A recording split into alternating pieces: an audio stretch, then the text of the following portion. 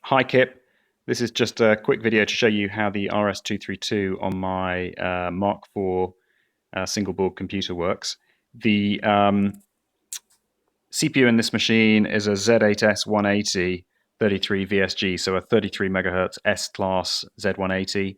I'm using an 18.432 megahertz clock crystal, and the chip we were talking about previously is the Max 233. In my machine, I'm actually using an ADM 233L, which is basically a drop-in compatible replacement part.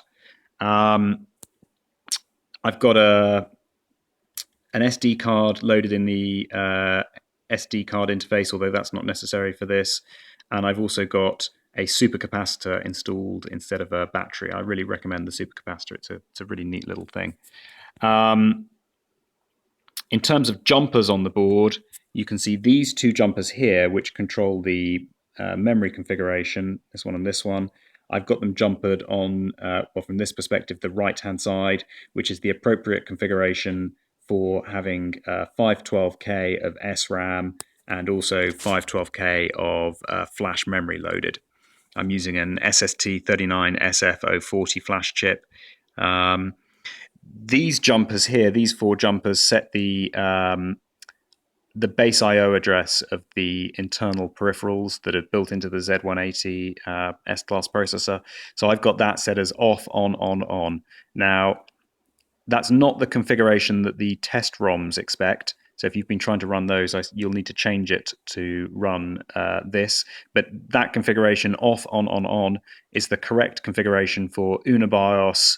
It's the correct configuration for Fusix. Basically, anything you want to run on this will expect the jumpers to be set to off, on, with the exception of the test ROMs. I always had problems with the test ROMs. So what I'm going to do is I'm going to send you an exact copy of the ROM image that's loaded into my flash ROM. After I've made this video, I'm going to take it out. I'm going to image the ROM and post that file on the forum or something so that you can get a copy.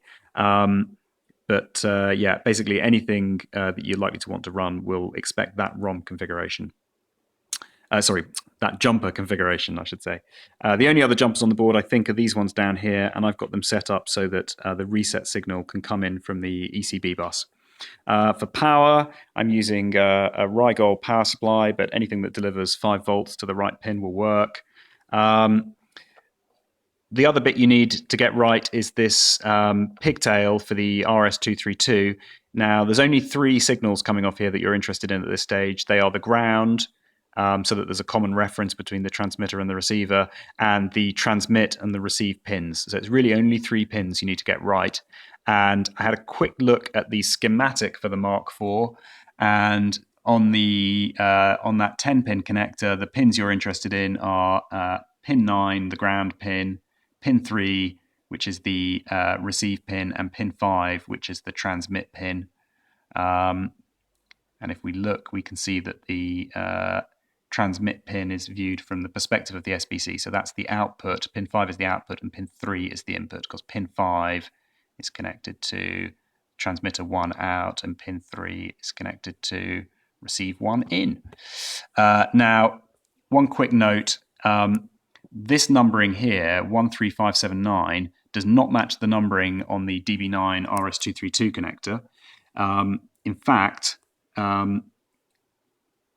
this pin 1 matches. Pin 1 is DCD, but what's pin 2 on here is 3 on the 10-pin connector. That's pin 5 on the 10-pin connector. That's pin 7 on the 10-pin connector, and that's pin 9.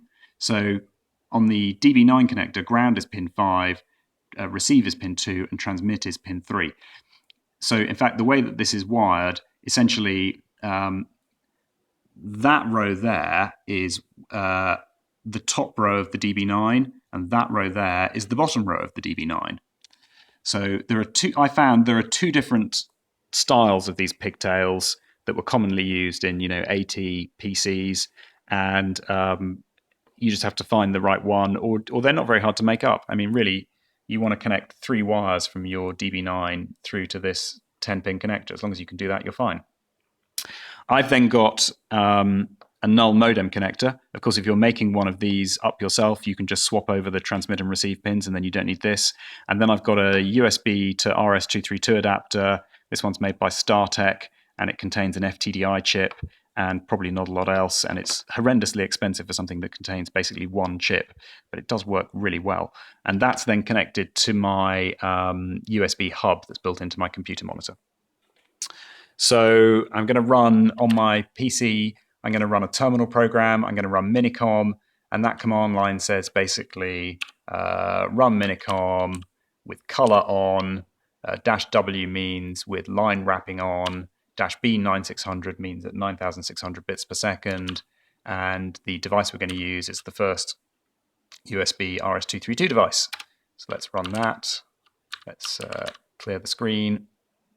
Now, when you first apply power, I don't know, I'm going to apply power now. Here we go. On. There we go. When you first apply power, you'll see that the SD card activity light flashes. Now, it's not actually using the SD card at this time. It's not accessing the card. It's just using the activity light to let you know that it's doing something. And that's because when you first power it on, the ROM will watch the seconds counter in the real-time clock, and it will wait for 1 second to pass, and it does that so that it can calibrate the frequency of the oscillator that's loaded, the CPU oscillator. And it needs to know the frequency of the CPU oscillator because it needs to set the appropriate divisor in the UART inside one of the embedded peripherals in the CPU so that it can generate the correct baud rate on the RS232 output. Of course, the UNA ROM image also can run on any Z80 or Z180 class machine, thanks to some really very clever programming by John. So it also needs to figure out what type of system it's running on. But actually, I think it figures out what system it's running on really very quickly and then spends the rest of the time calibrating this crystal here. So once that has stopped running, we should find, if we look at the terminal, yes, there we are. It's generated a load of output on the serial terminal.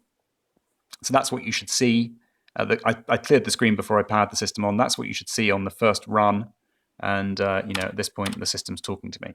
So what I'm going to do is I'm actually going to power the system off again. So the system's powered off now. I'm just going to tell the terminal to clear the screen.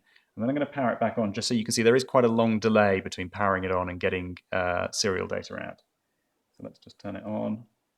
There we go, it's on now, and that yellow light, the SD activity card light, is flashing. And then after a few seconds, there we go, it generates its output. Now, it transmits at 9600 baud, 8 bits data, no parity, 2 stop bits.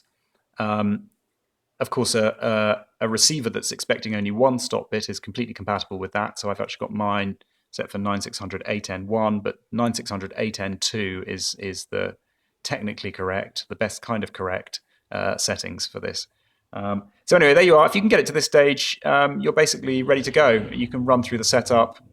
Let's quickly run through the setup now. I'm just going to accept all the defaults. Apart from, I'm going to enable a RAM disk, and I'm going to enable a ROM disk. And then I'm going to tell the system to boot from ROM. And no, I do not wish to force a full setup next time. Right, let's boot from ROM. There we are. We're running CPM. Oh, well, there's nothing on drive A because it's a RAM disk, but if we go to drive B, which is the ROM disk, and do a directory listing, if I can type. There we are. Hooray. Right, I'll send you this video. I'll send you the ROM image. Hopefully, you'll have a success. I wish you luck. Goodbye.